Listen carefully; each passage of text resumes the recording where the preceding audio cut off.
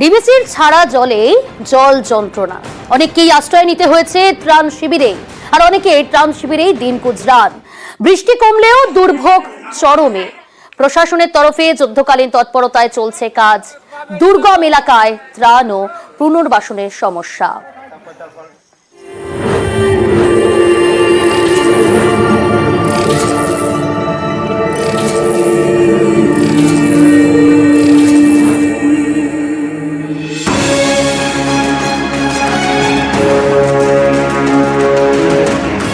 এই মুহূর্তে আমি রয়েছি জাতীয় বিপর্যয় মোকাবিলা দপ্তরের বোটে, এনডিআরএফ এর বোটে রয়েছি, এবং যেই পথে আমরা চলেছি এটা জলপথ নয়, এটা আসলে প্লাবনের পর এই জায়গাটা এরকম জলমগ্ন।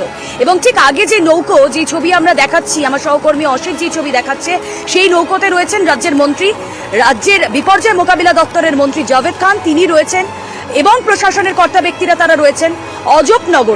অজবনগরে তারা আমরা যেই রাস্তা দিয়ে এখন পেরোচ্ছি, তারা মূলত এখানেই মানুষের পাশে গিয়ে দাঁড়াবেন। বন্যা কবলিত এলাকায় তারা যাচ্ছেন, ত্রাণ দেওয়ার উদ্দেশ্যেই তারা যাচ্ছেন।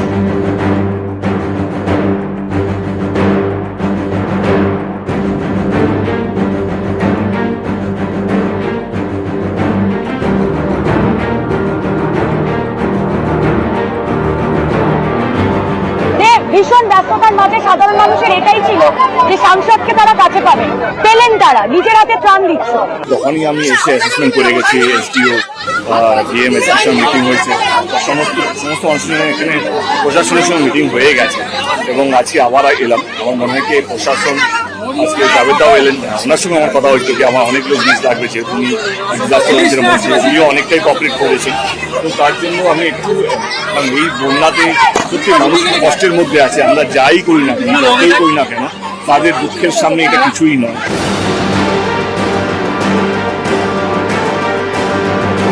জলমগ্ন ঘাটালে পরিস্থিতি পরিদর্শনে এর আগে এসেছেন মমতা বন্দ্যোপাধ্যায়। আজ শুধু পরিস্থিতি পরিদর্শন নয়, ত্রাণ পৌঁছে দিতে চলে এসেছেন মন্ত্রী এবং সাংসদ। বিপর্যয় মোকাবিলা দপ্তরের মন্ত্রী জাভেদ খান, তিনি এসেছিলেন দুর্গতদের পাশে দাঁড়াতে, তাদেরকে ত্রাণ তুলে দিতে। অন্যদিকে ঘাটালের সাংসদ দেব, তিনিও এসেছেন যারা আর্ত দুর্গত তাদের হাতে ত্রাণ তুলে দিতে। আমরা এই মুহূর্তে রয়েছি যে বোটে, রাজ্যের তরফ থেকে যে সিভিল এমার্জেন্সি বোট, সেই বোটে আমরা রয়েছি, এবং আমরা দেখতে পাচ্ছি এখানে যে গ্রামবাসীরা রয়েছেন তাদের হাতে ত্রাণ তুলে দিয়েছেন রাজ্যের মন্ত্রী জাভেদ খান, রাজ্যের বিপর্যয় মোকাবিলা দপ্তরের মন্ত্রী, অন্যদিকে সাংসদ দেব।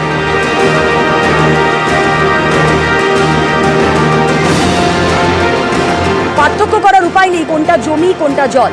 এভাবেই নিউজ 18 বাংলার ক্যামেরা পৌঁছে যাচ্ছে বিভিন্ন জায়গায়, তুলে ধরছে জল ছবি, জল যন্ত্রণার ছবি। ক্যামেরায় অশিত দাসের সঙ্গে রুমেলা চক্রবর্তী, ঘাটা।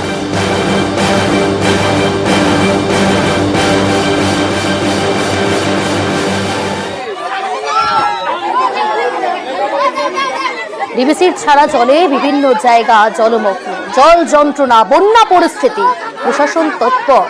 ত্রাণ পৌঁছে দেওয়া হচ্ছে প্রশাসনের তরফ থেকে। ঘাটালে পৌঁছে গেলেন সাংসদ দেব, তিনিও ত্রাণ তুলে দিলেন দুর্গতদের হাতে। সেই ছবি আপনারা দেখতে পাচ্ছেন। আজ সাংসদ দেব তিনি পৌঁছে গেলেন ঘাটালে।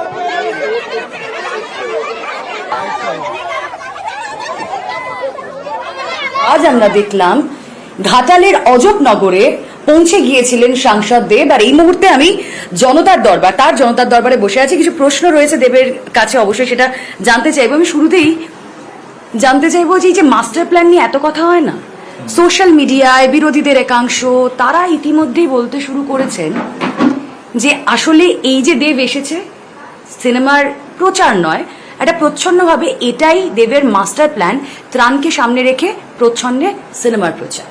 উত্তর দিয়ে লাভ কি? তো উত্তর শোনার জন্য তো প্রশ্ন করে না, শুধু প্রশ্ন করে। এদের ধৈর্য নেই কি উত্তরটা শোনায়, বা কষ্ট হয় কি বড় বড় নেতারা তারা জানে সমস্যাটা কি, তারা জানে কষ্টটা কি, তা সত্ত্বেও প্রশ্ন করতে, ছোট করতে ছাড়ে না। এবার আমি কথার কথা বলি কি, আমি তো রাজনীতি করছি 10 বছর ধরে, এবং আমি রাজনীতির লোকও না, এবং তা সত্ত্বেও বড় বড় সমস্যা যখন করোনা হয়েছিল তখন তারা তাদের সাংসদকে পেয়েছিল, এবং এই অফিস থেকে বসেই আমরা অনেকগুলো কাজ করি, সেটা তো আমার দায়িত্বের মধ্যেই পড়ে।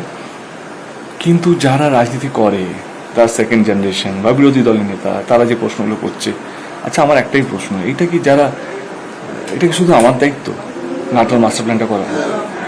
তোমার দায়িত্ব না?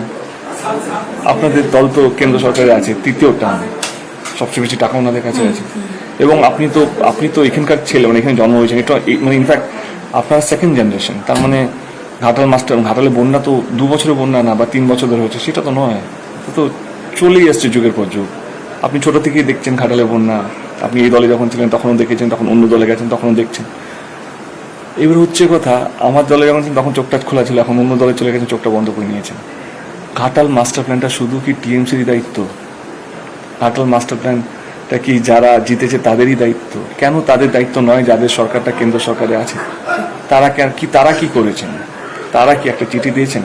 দেশটাকে এগিয়ে নিয়ে যেতে গেলে যে কোনো একটা সরকার যারা সরকারে তার দ্বারা সম্ভব নয়, সমস্ত দলকে এগিয়ে আসতে হবে, সমস্ত মানুষকে। কিন্তু এই যে ছোট করে রাজনীতিকে বন্যা হলেই দেবে, যেমন মনোবলকে দেবের জন্যই বন্যাটা হলো, মানে আমি আর এইটাও সত্যি কি আমরা প্রতিশ্রুতি দিয়েছিলাম, অফকোর্স দিয়েছিলাম, আমার ফিরে আসা রাজনীতিতে ঘাটাল মাস্টার প্ল্যানের জন্যই, কারণ আমি রাজনীতি ছেড়েই দিয়েছিলাম। ইনফ্যাক্ট আমি জোরগুলা তোমাদের চ্যানেলেও বলে এসেছিলাম, এবং দিদি আমাকে যে কথাটা দিয়েছিলেন কি ঘাটাল মাস্টার প্ল্যানটা যদি আমি দাঁড়াই তাহলে তিনি করে দেবেন, এবং তিনি নিজেই অ্যানাউন্স করেছেন।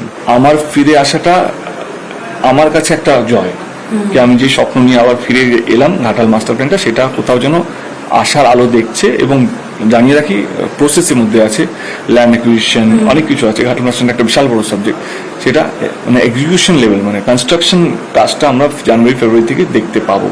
আমি যে কথাটা দিয়েছি ঘাটাল মাস্টার প্ল্যান ইলেকশন দাঁড়ানোর আগে, আমার আপ্রাণ চেষ্টা থাকবে কি 2024 থেকে 29 অবধি যে টার্মটা আছে তার মধ্যে কাজটা শুরু করা এবং শেষ করা। ক্যামেরায় অসিত দাসের সঙ্গে রুমেলা চক্রবর্তী, নিউজ 18 বাংলা।